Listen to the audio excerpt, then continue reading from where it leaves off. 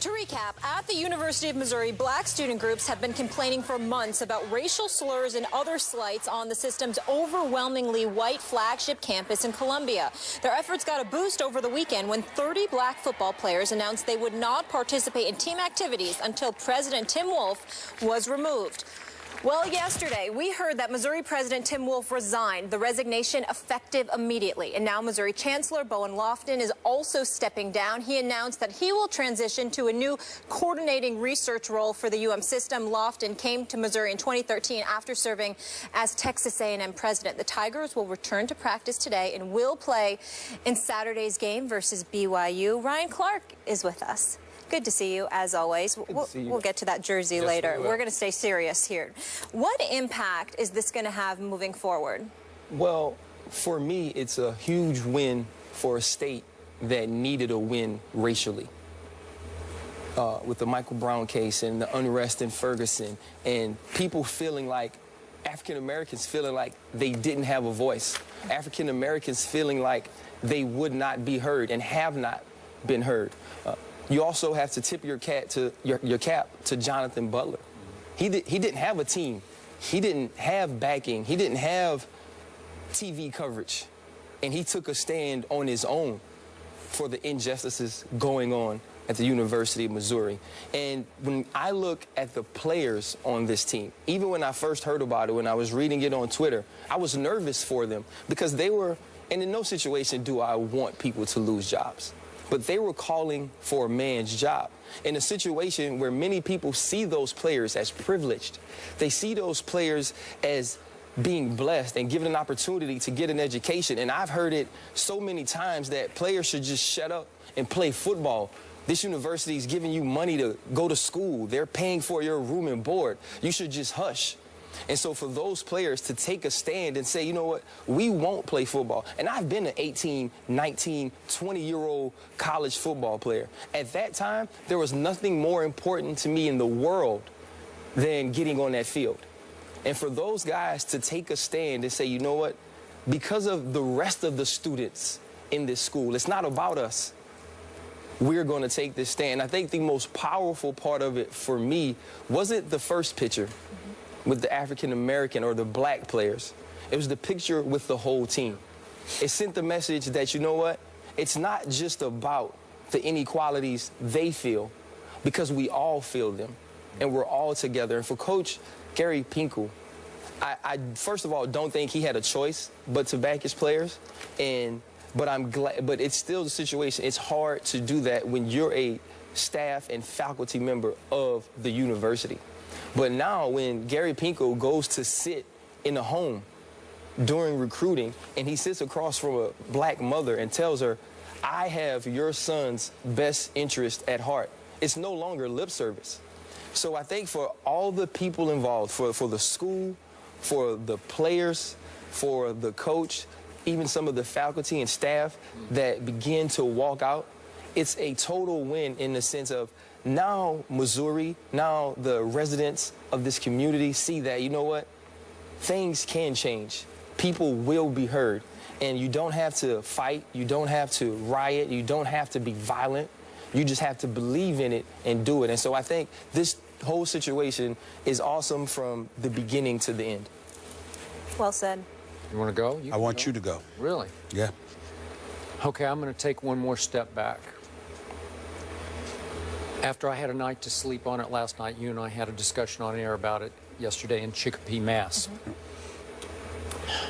This was a very powerful thing that just happened. Obviously, we saw the ability of a football team to unite, stand up, and bring national attention to what was a campus, a very significant campus racial issue. Way to go. But I want to keep it in the perspective. Remember, this football team had fallen out of favor with its student body and its alumni because it's been one of the biggest disappointments in all of college football. Yeah, they've lost 5 of their last 6, is that right? They lost to Vanderbilt. They lost to my alma mater, not very good this year. Good on defense, not very good in general. So they'll get better, though. They'll get better. But the point here is that this really emphasizes how powerful a thing a college football team can be, because the administration risked losing $1 million over this to BYU. If push comes to shove and the football team says, we're out, we're not going to play BYU this coming Saturday, then Missouri would have to write a $1 million check to BYU. This is power that has not been exercised before. So you have been a long-time player rep, prominent member of the NFL Players Association, so I hope you can appreciate what I'm saying here. I'm going to do another step back to the power of college football players to unite, to rally, to mobilize, dare I say, to unionize. For this was a racial issue here, God bless. But at some point it could turn into a bigger issue. It could come into, is it time to pay the players issue that we talk about for years on this show. It's been my pet peeve about college football. Well, at some point, I hope everybody can step back. I know this was a racial issue, but there's another injustice, a more sweeping injustice in college football, that you are risking life and limb for dear old you, and you're not getting much in return for it. I know you get room, board, and tuition, and as you say, shut up and play, and you know, you can be big man on campus. I get all that, but Ryan Clark was lucky because he didn't tear up anything at LSU. You got a chance to play pro football, and you made the most of it and had a great career. But these kids, some of them will hurt themselves in college, and they won't make any money in pro football. So I'm just saying, I'm appreciating the power. This is a paradigm shift that we saw here. Again, we were in the racial context this time. At some point, I hope everybody around the country, black, white, whatever color at colleges, say, we can do this, but you're going to have to all unite together and pull together to say we deserve better than we're getting here. That's just my step back take on it. Ryan, Skip came to me this morning and brought up this subject for us to discuss. I have an obligation to tell my viewing audience that I didn't want to discuss this today. And the reason I didn't want to discuss this today is because, similar to what Mike and Mike were alluding to this morning, if you don't people want you to speak up when you agree with them. They don't want to hear the other stuff. And with me, there's going to always be the other stuff. Jonathan Butler is a young man that I admire. His courage, his courageousness, you want to use the word heroism, go right ahead. He deserves it. Graduate student, educated, trying to do something with his future, runs across a president that he is talking to and trying to enlighten about the racial injustices that are taking place on that campus. At the very least, you came across as indifferent and apathetic to the concerns of the Jonathan Butlers and others on that campus. And as a result of it, it cost Tom Wolf his job, and it deserved, at least so, cost him his job. Because as an individual in an authoritative position at an institution of higher learning, it's criminal for you not to be sensitive to your student body, particularly when they have these kind of concerns. Cotton balls being thrown outside, the SWAT sticker on a building, and I mean, are you kidding me? And you didn't put forth your due diligence in the aftermath of being presented with this information. It was criminal. A criminal negligence, as far as I'm concerned, what Tom Wolf did as president of that university. He should be ashamed of himself and go back to the business world, because you damn sure don't need to be being a president of an institution of higher learning when you make those mistakes. So we throw all of that out. And we make sure that we applaud the athletes as well for their courage in standing up and joining in unison with Jonathan Butler. And we can talk about professional athletes, because if college athletes can do it, professional athletes making millions of dollars should have the same amount of coverage, which we have seen in recent memory. LeBron James, the Miami Heat with the whole Trayvon Martin situation. The list goes on and on. In recent memory, we've seen that. So we throw all of that out there, and that's a given. And obviously, I echo every word you said. Except when it comes to me, Skip, I don't stop there. When it comes to me, Ryan, I don't stop there. And the reason I can't stop there is because I know what's going on in our community. I know the kind of things that we're doing to one another. See, we sit up there and we applaud Jonathan Butler for his courage. You understand? Knowing most of us wouldn't do it. You understand? Most folks out there wouldn't do what Skip and me and you do on the air. You think it's easy sitting up here, putting our careers on the line, taking some of the positions that we take, knowing that anything that we say could go viral and how it could ultimately negatively impact us? That takes some degree of courage. Nothing compared to Jonathan Butler, mind you, but nevertheless, it takes some degree of courage. You look at other folks, they talk the talk, but they don't want to do anything. And then you got black folks out here, and think about this. Jonathan Butler has you thinking about pre-civil rights. It has you thinking about folks marching on Washington. It has you thinking about Selma. It has you thinking about all of these places. People will bring that up, but go and watch some of these shows on reality TV. You know, so we're prostituting ourselves, doing the kind of things that are literally dragging the moral compass of our community down, doing things that in no way represents those who were pioneers before us that set the path for us to shine and move forward. Jonathan Butler represents it. Those players that stood with him represented. Coach Pinko represented, because during the civil rights movement, when black folks were marching, we wouldn't have been as successful if some white folks didn't join them in marching for rights on behalf of the black community. But then when it comes to us looking at ourselves, trust me when I tell you, everything that I said for the first few minutes just got ignored because of what I just said the last minute. We don't want to deal with that. But the real world is waiting. And at the end of the day, Jonathan Butler is an individual that is pursuing his education, trying to be excellent and exceptional, trying to do the right things. And along the way, he found an injustice that he could not tolerate, that he was able to highlight and bring attention to, and he addressed it with the fervor and the tenacity and the moral compass it deserved. The question is, how many of us can say we attack things with that approach?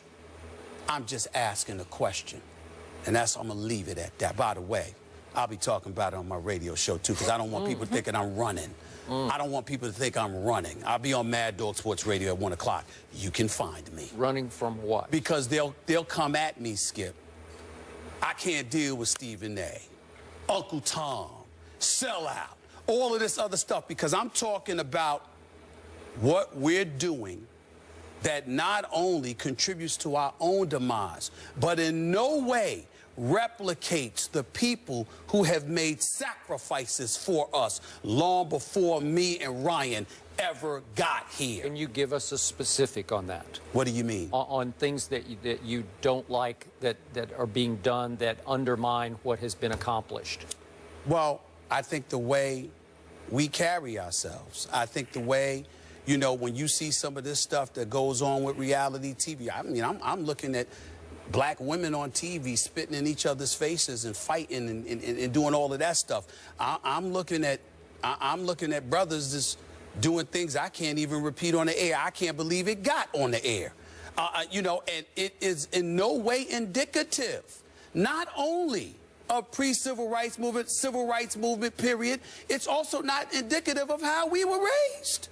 I think the larger part of that, too, as well, though, is it's just being put on TV. Right. Growing up where you grew up, growing up where I grew up, you see that. So the bigger part of it, if we want to change the perception that's being put out because some of these things get filmed, or because they get talked about, even in situations like Greg Hardy's involved in. Exactly. All of that sets us back. Right. And the bigger issue is not about what you do on TV. It's not about where you take a stand. It's about when Stephen A. goes talk to 25 young kids, young black kids. When I'm called to a camp in Louisiana and I got things to do, and I say, you know what, I'm going to take this 20 minutes and go talk to them. Those things don't need to be promoted, but those things need to be done. Right. And so the larger issue is these women or these situations where you're saying people are spitting in each other's faces or doing things on TV, they're doing them anyway. Well, they've just found a way to. I'm not saying you're wrong. I'm saying you're correct. But I'm saying we have to get into the fabric of our communities to change those things. And people don't. And I'm agreeing with you. I'm saying, and people don't want to go do that. But I'm not. I don't. And I appreciate that. But I'm not challenging what you're saying. I'm simply pointing out that we can't stop there and say, well, it's just on TV, Skip, Molly. Because here's the deal. Yes, it's on TV. Yes, we need to focus on the powers that be that promote and put it on TV. And glorify because you can go to somebody that's a bit, you know, come from an impoverished background that ain't making but so much money, and you throw this money in the face and you call it reality TV, but you're dictating what they do for the cameras, etc., etc. But at the same time, you also know what you're doing, how it will be projected. The difference is you got to ask yourself how much you care or you don't care. One of the things that I do, Skip, I got a lot of friends in this business. One of the people that I listen to every morning, you know, yes, I do listen to the Sean Hannity, just like I watch CNN, just like I watch Chris Matthews. But I also listen to Joe Madison on Sirius XM, the Black Eagle. I also listen to my girl Karen Hunter on Sirius XM. She comes on every day now from 3 to 6. I listen to folks from my community who are spewing the kind of things that I'm saying on a far more knowledgeable basis because it's what they do every day. How many of these kids out there listening to them? How much of these folks out there are getting guidance from them? I learn from Ryan every day. I'm sure he might learn something from me here or there or whatever. But the mission is the same. The problem is that we talk about it and we look at something like this, and I admire Jonathan Butler. It's not about him. Yeah. He's unbelievable, and so are those football players. My problem is I don't want other folks looking at that situation from our community and think, okay, we get to cry about racism with everything. No, you do not. In some instances, it's valid, and in some instances, it's not. You have to go about the business of pounding your pavement. Jonathan Butler had a very viable argument, and he exercised it exceptionally well. Some of us, a few of us, don't have that argument, but we'll try to use it as an excuse every way to blame somebody else for keeping them down, as opposed to pounding the pavement, putting on your bootstraps, putting in the hard work and doing what you have to do, and not looking at yourself as the victim, because we have a future generation to think about, and that future generation doesn't need to have any kind of crutch, because the world ain't gonna hear them. All right, full circle, back to a conclusion. Would Jonathan Butler have succeeded without the football team? No. No. And you know what? He wouldn't have succeeded without the football team, and he would not have succeeded without social media. Good point. The athletes having such a platform, but they banded together peacefully. The president resigned, the chancellor stepped down, and they shouldn't be leading men, our youth, if they're going to turn their cheek to those injustices, so we applaud them. Moving forward, Phillip Rivers and the Chargers fall on Monday night. So how much is Rivers to blame for the team's struggles? We'll get into that after the break. Ryan Clark, you'll be back with us.